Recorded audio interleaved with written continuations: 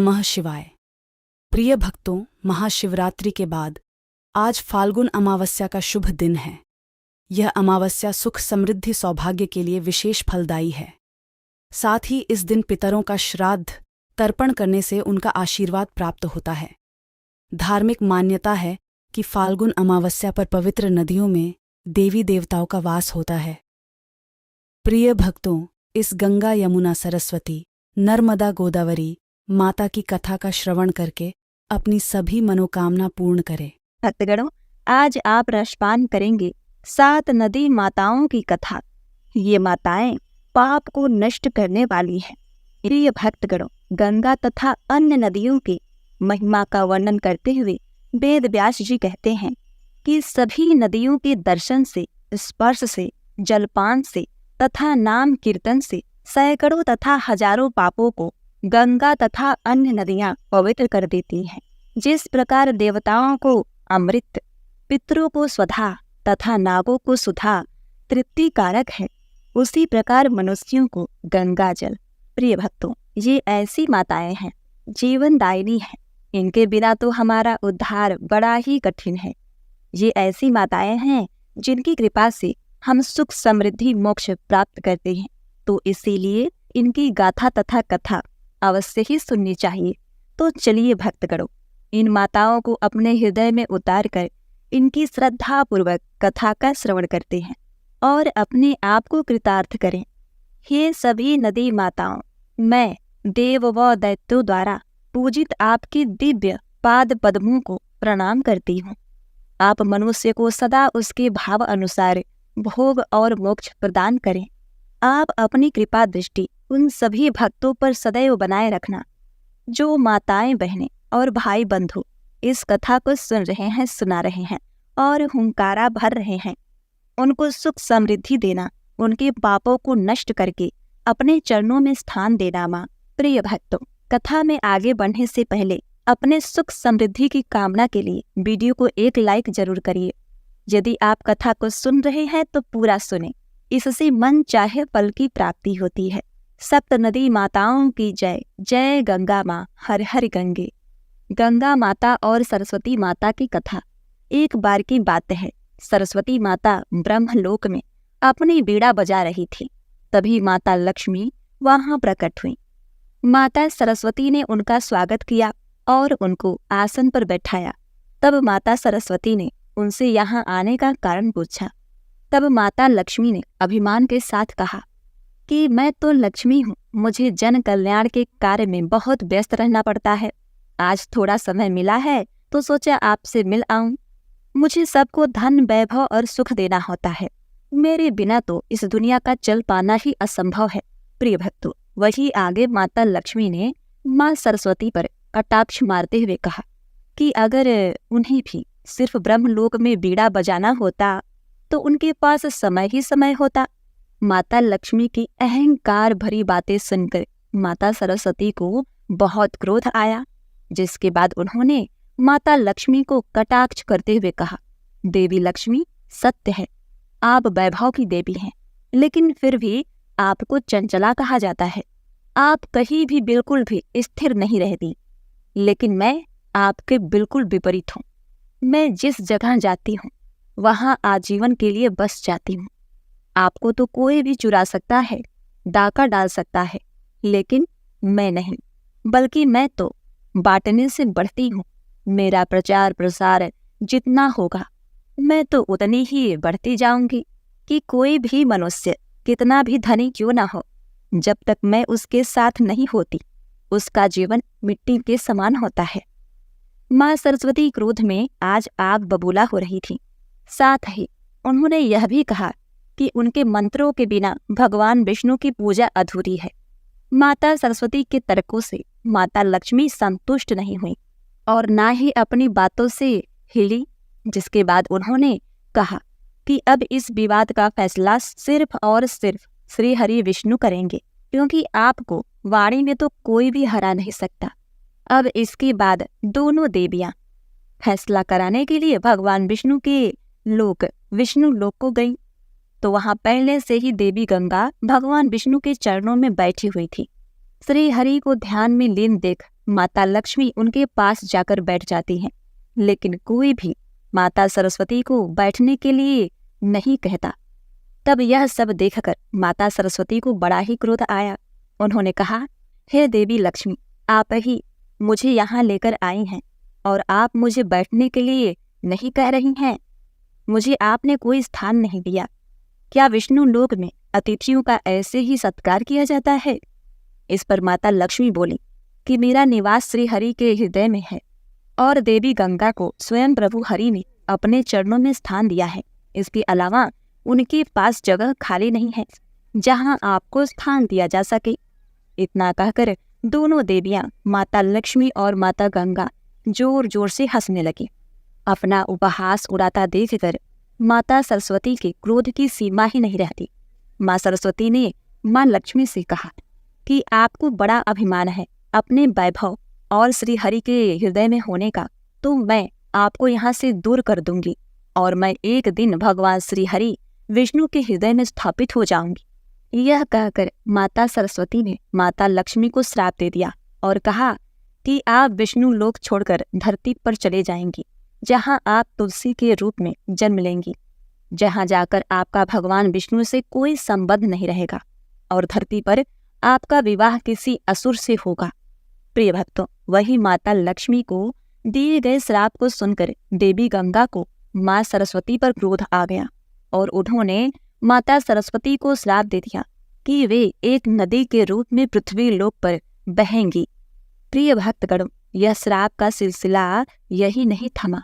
माता लक्ष्मी की तरफदारी में देवी गंगा ने माँ सरस्वती को तो श्राप दे दिया, लेकिन माता सरस्वती को यह भेदभाव बिल्कुल भी नहीं भाया। उन्होंने क्रोधित होकर देवी गंगा को भी श्राप दे दिया कि मैं भी आपको श्राप देती हूँ कि आप भी पृथ्वी लोक पर नदी के रूप में बहेंगी और आप में कंकालों, हड्डियों इत्यादि को बहाए जाएंगे। प्रिय भक्तगणों, जब यह श्राप का सिलसिला खत्म हुआ तो तीनों देवियां पछताने लगी और इस श्राप से मुक्ति के लिए उपाय खोजने लगी। तभी भगवान विष्णु का नेत्र खुलता है और उन्होंने कहा, हे देवियों, मैंने आपकी बातों को सुना और समझा। आपको इस श्राप का फल तो भोगना ही पड़ेगा। यह बात माता गंगा को बहुत ही दुख देने लगा कि उन्हें अब मृत्यु लोक में जाना पड़ेगा, धरती पर जाकर वहां पर रहना होगा, सभी मनुष्यों के पापों को धोना पड़ेगा। धरती पर आने की बात सुनकर माँ गंगा घबरा गई कि पापी लोग तो उनके जल से स्नान करेंगे और अपने पापों को वहां छोड़कर चले जाएंगे। वह सब मुझे अपने भीतर समाना पड़ेगा। कहते हैं कि हर घटना के पीछे कोई न कोई कारण अवश्य छुपा होता है। उस काल में एक बहुत ही प्रतापी व बलशाली राजा सगर राज्य करते थे। पूरी धरती पर उनकी शक्ति का लोहा माना जाता था। इस कारण उन्होंने अश्वमेध यज्ञ कराने की सोची। अपने 60,000 पुत्रों को सैनिकों के साथ प्रत्येक दिशा में उस घोड़े को ले जाने का निर्देश दिया। उनकी दूसरी पत्नी से एक पुत्र और था। वह एक ऋषि था और उसका नाम असमंजस था। उन्होंने पिता सगर को चेतावनी दी कि इससे कोई अपशगुन भी हो सकता है, लेकिन राजा ने उनकी बात नहीं मानी। जगह जगह राजा का पताका लहराने लगा। इससे राजा इंद्र को बड़ी परेशानी हुई। उन्हें अपना सिंहासन डोलता हुआ दिखाई दिया। उन्होंने इसे रोकने के लिए एक युक्ति सोची। रात में जब सब सो रहे थे और उनके पहरेदार घोड़ों की सुरक्षा कर रहे थे, तब इंद्र ने कुछ ऐसी माया रची कि वे सब पहरेदार सो गए। इंद्रदेव ने उनका घोड़ा उठाकर कपिल मुनि के आश्रम में बांध दिया। कपिल मुनि वर्षों से वहां जंगल में तपस्या कर रहे थे। जब सैनिकों ने और उनके पुत्रों ने देखा कि घोड़ा वहां से नदारद है, तो सभी दिशाओं में वे दौड़ पड़े। पता चला कि वह घोड़ा तो कपिल मुनि के आश्रम में बंधा हुआ है। वहां पहुंचकर राजकुमारों ने बिना कुछ सोचे, बिना कुछ जाने, बिना कुछ समझे कपिल मुनि को अपशब्द कहना शुरू कर दिया। कपिल मुनि का ध्यान भंग हुआ तो उन्हें क्रोध आ गया और उनके तेज से वे सभी 60,000 पुत्र अग्नि में जल उठे और भस्माभूत हो गए।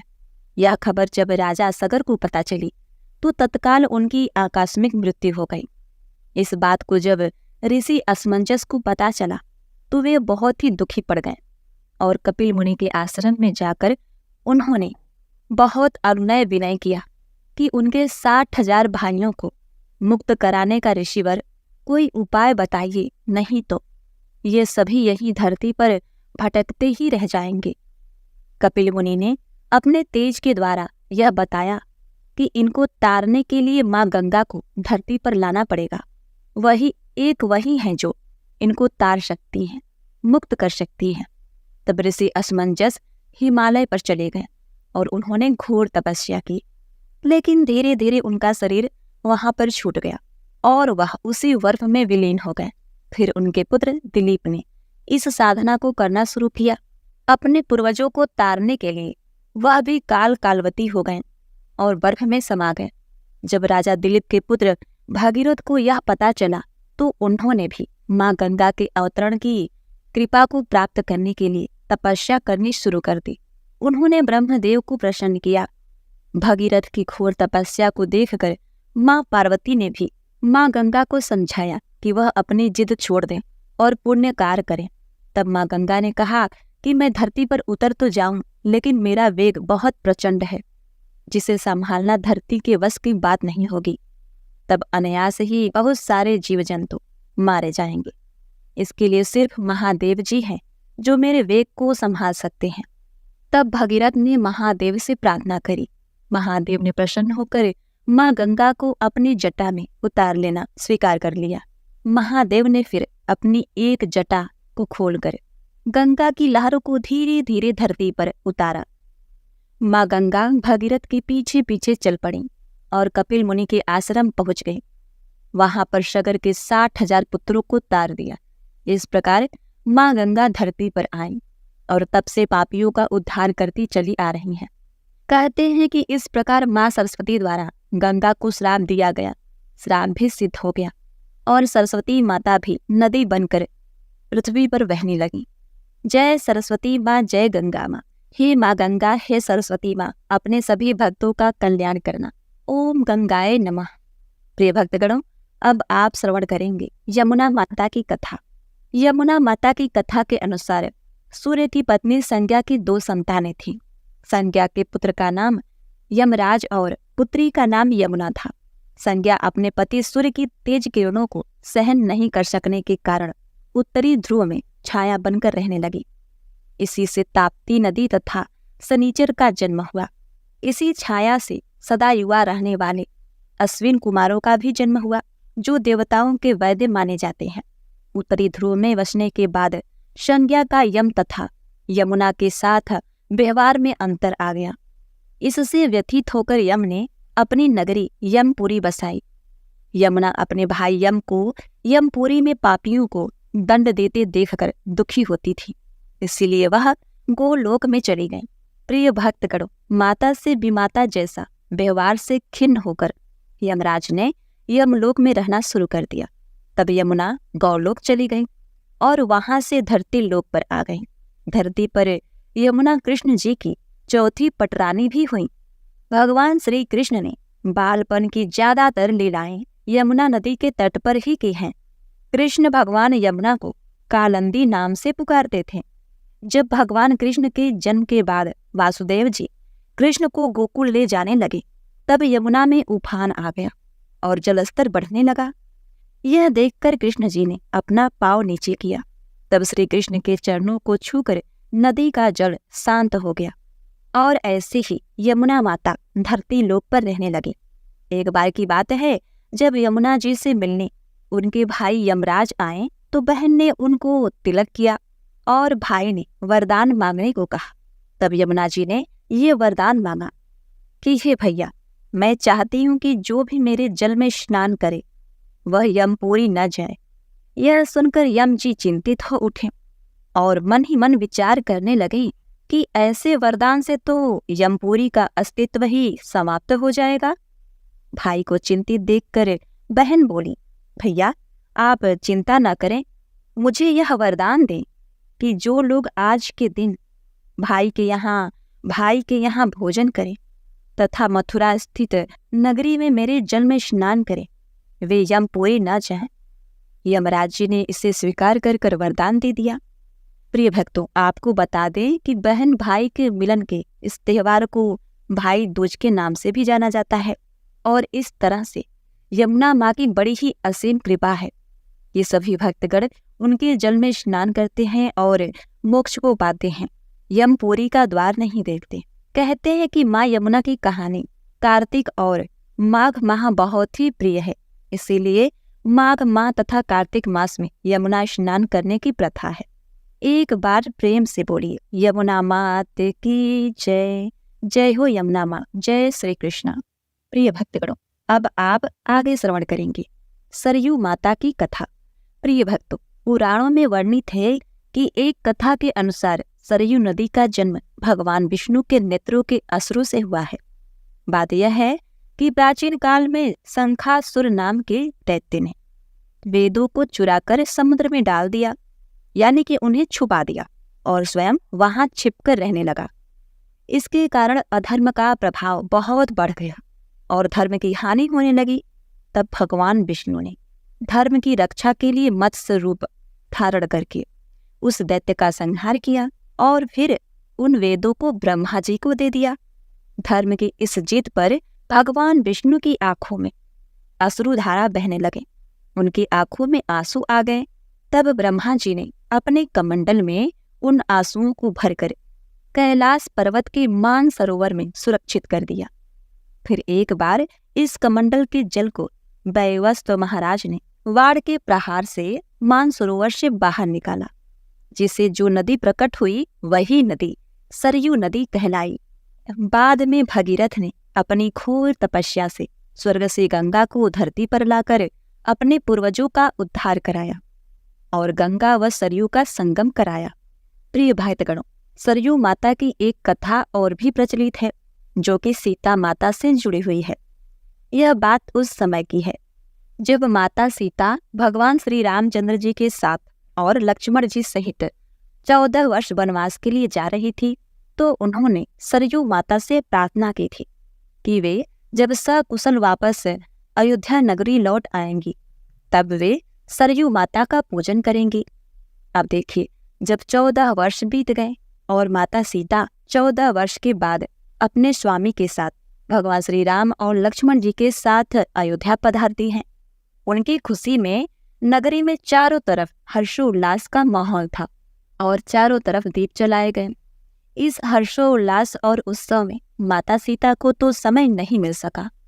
प्रिय भक्तों, उसी वक्त सीता माता को यह याद आया कि वनवास जाने से पूर्व माँ सरयू से वादा किया था कि अगर पुनः अपने पति और देवर के साथ सकुशल अयोध्या वापस आएंगी तो आपकी विधिवत रूप से पूजा अर्चना करेंगी।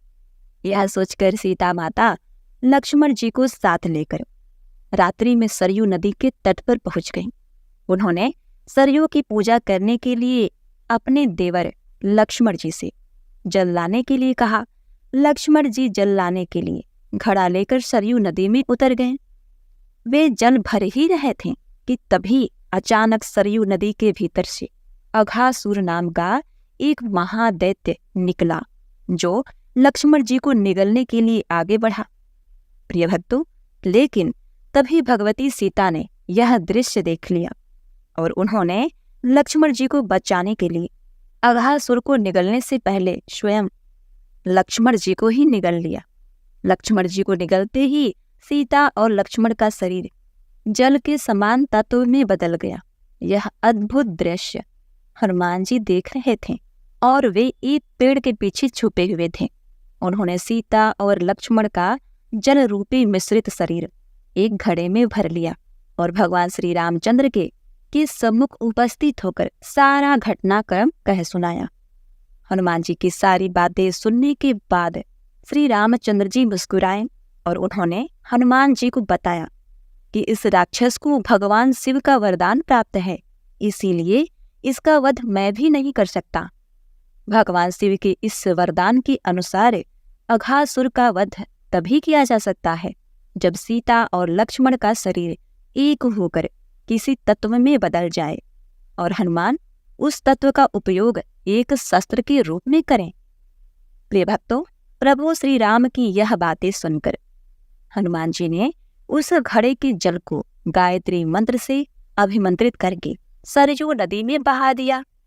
सरयू नदी में उस जल के मिलते ही नदी में आग की लपटें उठने लगी, जिसमें जलकर अघासुर राक्षस भस्म हो गया। अघासुर के भस्म होते ही सरयू नदी ने सीता और लक्ष्मण को उनका शरीर वापस कर दिया और इस तरह से उन्हें फिर से एक नया जीवन मिला। प्रिय भक्तों, आपको जानकर हैरानी होगी कि गंगा की तरह पवित्र होने के बाद भी इस नदी का जल कभी भी पूजा पाठ में काम में नहीं लिया जाता। इसके पीछे भगवान शिव जी का इस नदी को श्राप है। उत्तर रामायण के अनुसार जब श्री रामचंद्र जी ने सरयू नदी में जल समाधि लेकर अपने देह को त्याग दिया था, तब इस बात से शिव जी बहुत ही क्रोधित हो गए और उन्होंने सरयू नदी को श्राप दे दिया कि तुम्हारा जल अब पूजा पाठ में काम में नहीं लिया जाएगा। हालांकि तुम्हारे अंदर स्नान करने से लोगों के पाप जरूर कटेंगे। तो प्रिय भक्तगणों, यह थी सरयू नदी, सरयू माता की कथा। प्रेम से बोली सरयू माता की जय। जय हो सरयू माता। ओम नमः शिवाय। जय श्री राम। प्रिय भक्तगणों, अब आप श्रवण करेंगे गोदावरी नदी, गोदावरी माता की कथा। इस कथा के अनुसार प्राचीन समय में ब्रह्मगिरी पर्वत पर ऋषि गौतम अपनी पत्नी अहिल्या देवी के साथ रहते थे और तपस्या करते थे। क्षेत्र में ऐसे कई ऋषि थे जो गौतम ऋषि से ईर्ष्या करते थे और उन्हें नीचा दिखाने की भरपूर कोशिश किया करते थे। एक बार सभी ऋषियों ने गौतम ऋषि पर गौ हत्या का आरोप लगा दिया। बात ये थी कि उस समय सभी ऋषियों ने एक षड्यंत्र रचा और एक बहुत ही मरियल दुबली पतली गाय को, जो कि मरण अवस्था में थी, गौतम ऋषि के खेतों में भेज दिया। अब वह गाय फसलों को खाने लगी। अब इस बात को देखकर गौतम ऋषि उस गाय को खेत से निकालने के लिए एक पतली सी छड़ी लेकर गए। उस छड़ी से उन्होंने गाय को तो मारा नहीं, बस स्पर्श ही किया था कि तभी वह गाय अचानक से गिरकर मर गई। तो प्रिय भक्तों, गौ हत्या का इस तरह आरोप लगाकर सभी ने कहा कि इस हत्या से पाप के प्रायश्चित में देवी गंगा को यहाँ लेकर आना होगा, तभी आपका यह पाप उतरेगा। अन्यथा यदि आपने ऐसा नहीं किया तो आपको यह स्थान तथा आश्रम छोड़कर जाना होगा। प्रिय भक्तों, तब गौतम ऋषि ने शिवलिंग की स्थापना करके अपने पत्नी के साथ पूजा शुरू कर दी।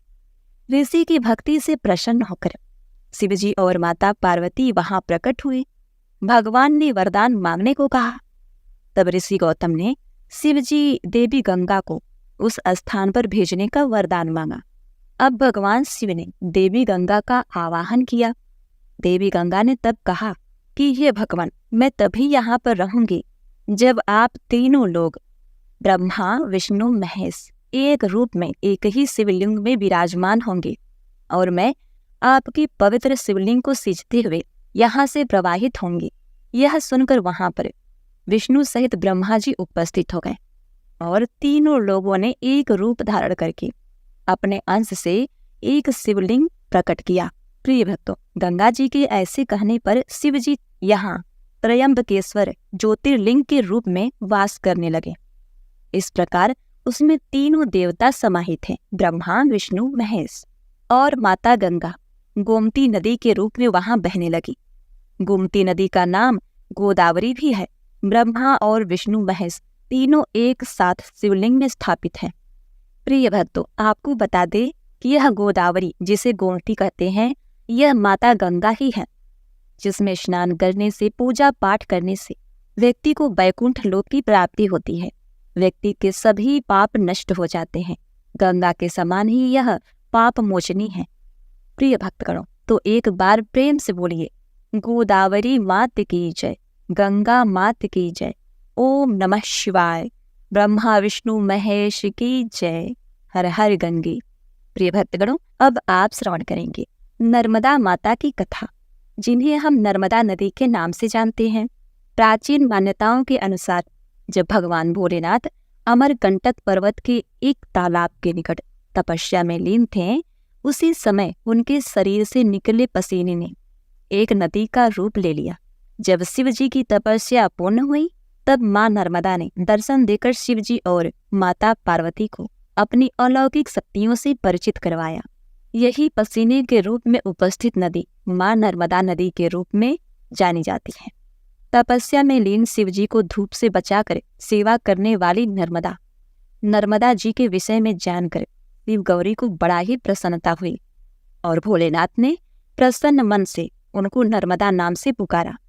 यह नाम 2 शब्दों से मिलकर बना है, नरम और दासे, जिसका आशय होता है सुख देने वाली।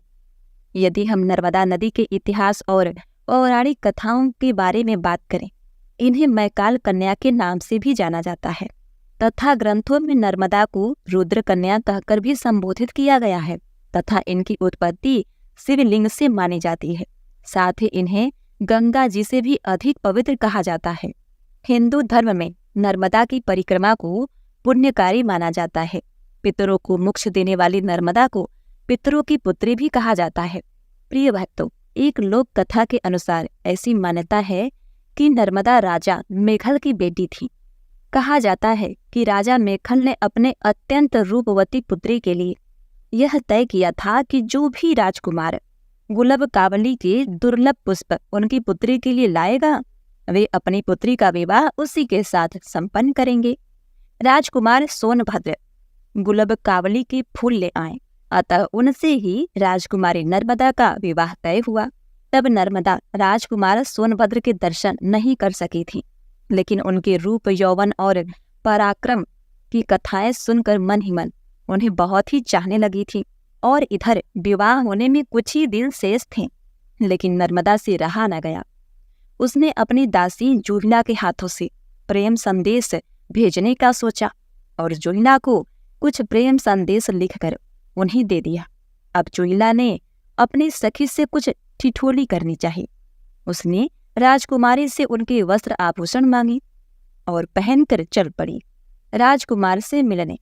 जूहिला राजकुमार सोनभद्र के पास पहुंची तो राजकुमार सोनभद्र ने उसे ही नर्मदा समझने की भूल कर बैठा और इधर जूहिला की नीयत में भी खोट आ गई। राजकुमार के प्रणय निवेदन को वह ठुकरा न सकी। इधर नर्मदा का सब्र का बांध टूटने लगा। वह अपनी दासी का बड़ी ही बेसब्री से आने की प्रतीक्षा कर रही थी, लेकिन अभी तक दासी आई ही नहीं थी। दासी जूहिला के आने में देरी हुई तो वह स्वयं चल पड़ी सोनभद्र से मिलने।